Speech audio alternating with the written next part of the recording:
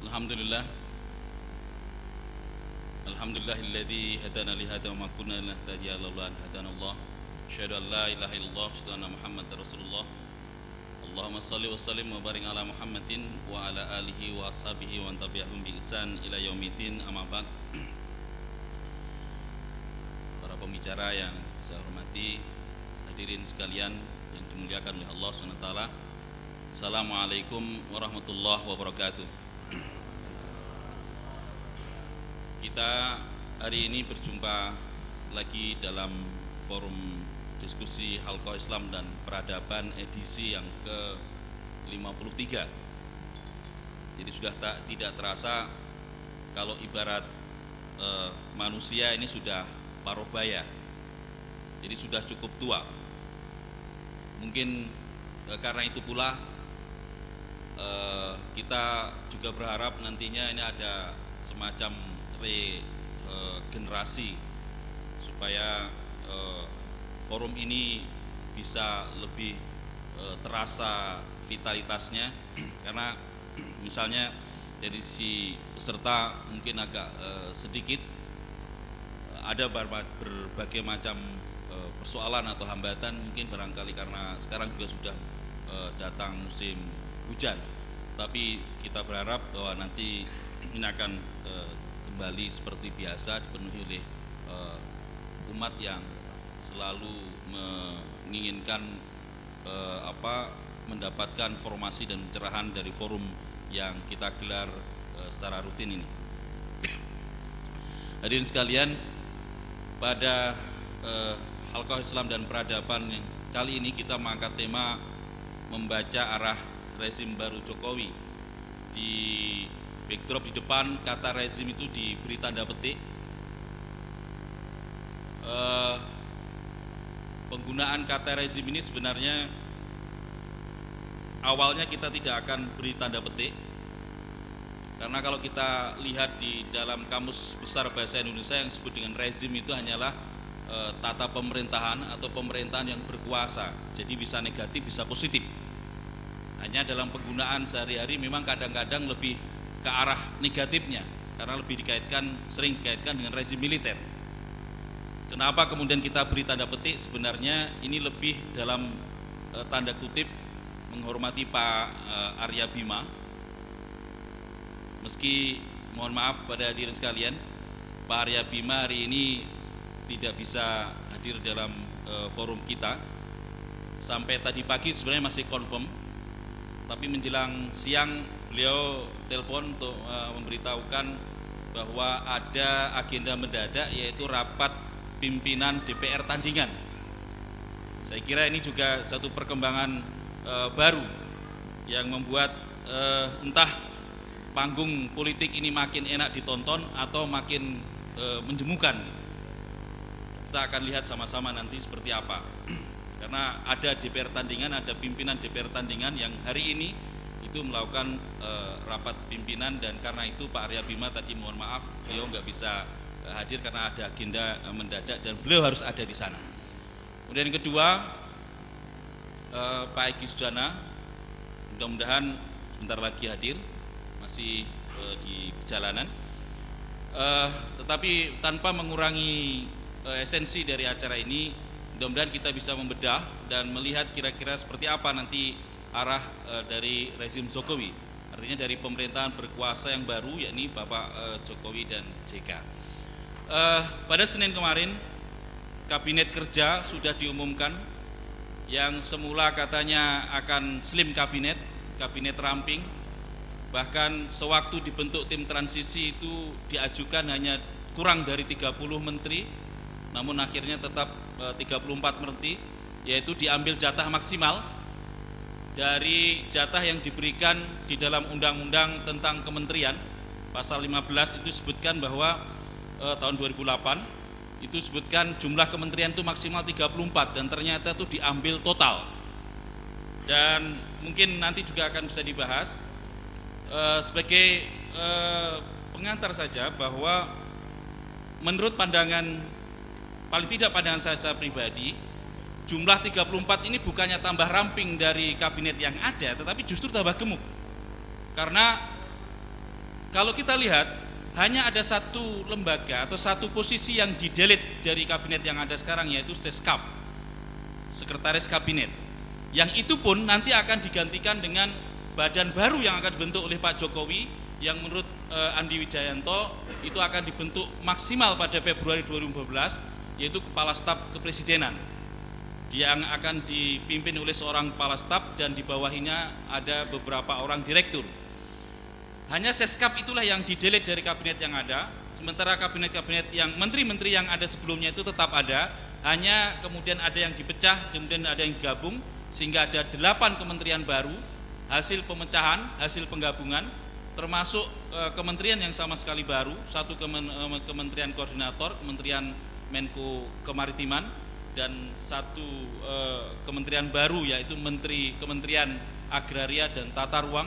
Jadi BPN yang dulu badan kemudian dinaikkan menjadi setingkat menjadi kementerian, kemudian Dirjen Tata Ruang dari PU ditarik digabungkan dengan BPN menjadi Kementerian Agraria dan Tata Ruang, yang mudah-mudahan kita akan melihat bagaimana sepak terjang kementerian baru ini.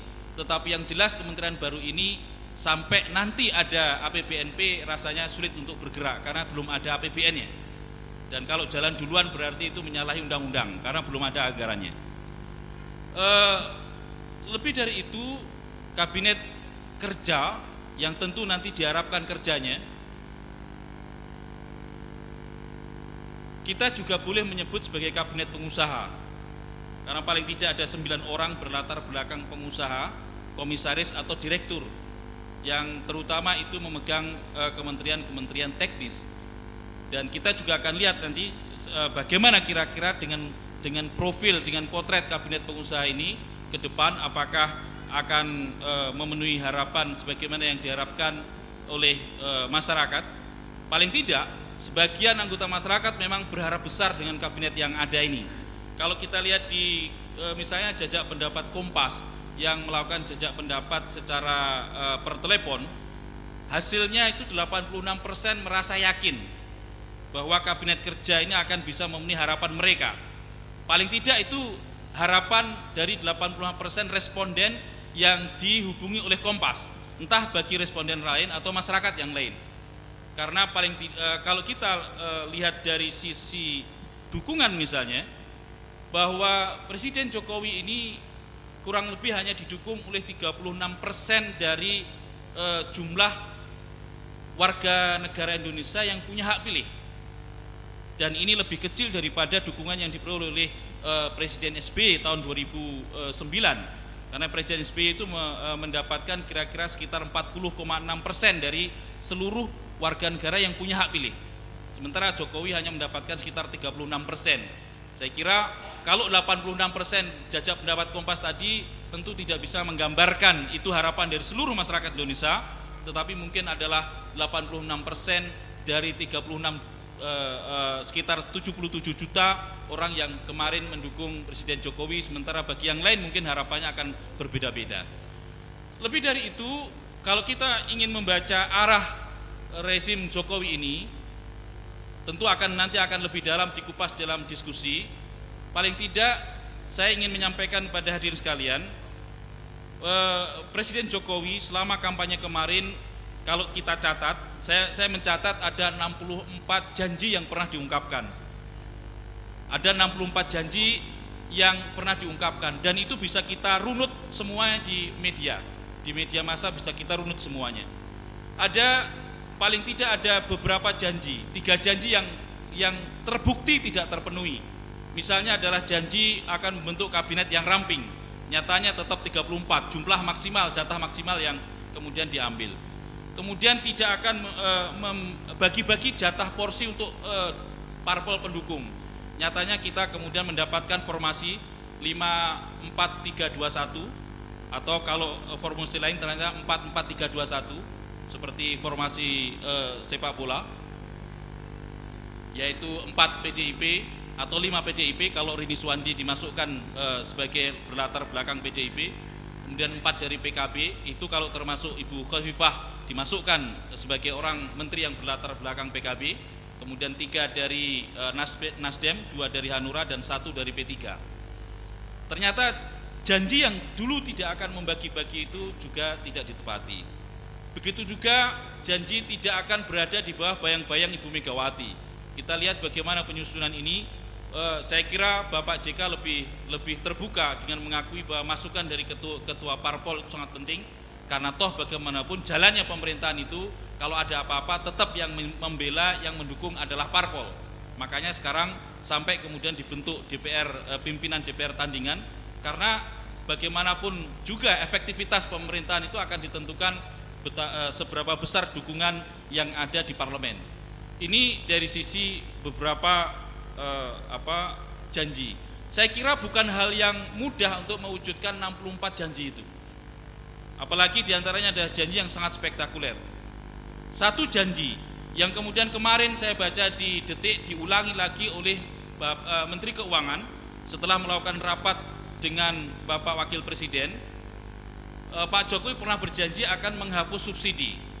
Dan kemarin saya baca di berita detik.com bahwa setelah rapat dengan Wakil Presiden Yusuf Kala, Menteri Keuangan Bapak Sumantri Bojonegoro kemudian mengungkapkan bahwa harga BBM pasti dinaikkan pada tahun ini. Sementara besarannya itu akan dirembukan kembali, karena kemarin baru membicarakan tentang bagaimana mengurangi dampak. Jadi kembali dipastikan bahwa harga BBM akan naik pada tahun ini, entah berapa. Begitu juga ada janji-janji yang lain. Nah, seberapa jauh nanti kemungkinan janji-janji itu bisa diharapkan dan seperti apa corak dari pemerintahan atau rezim Jokowi ke depan, saya kira nanti yang akan kita bisa ungkap di dalam diskusi pada Forum Halqah Islam dan Peradaban edisi 53 kali ini. Karena itu kita berharap nanti akan bisa dikumpas tuntas di dalam diskusi, dan mudah-mudahan itu akan memberikan pencerahan, memberikan manfaat bagi kita semua dan juga bagi umat pada umumnya, karena tentu apa yang kita dapatkan di forum ini tidak akan berhenti di forum ini saja atau di ruangan ini saja, tetapi juga akan meluas kepada masyarakat, kepada kenalan-kenalan, kepada orang-orang yang ada di sekitar kita. Saya kira itu yang bisa saya sampaikan.